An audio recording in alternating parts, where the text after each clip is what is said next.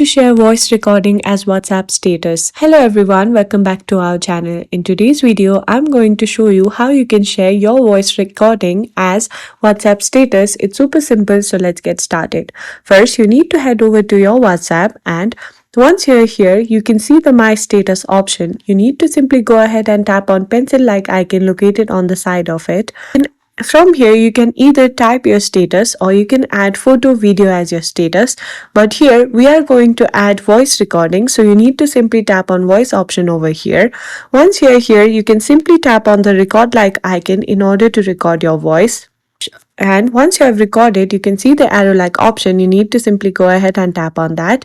And from here, you can simply tap on send option just like this. And that's it.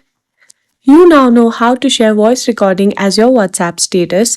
If you find this video helpful, please give us a thumbs up, subscribe to our channel, and I'll see you in the next video.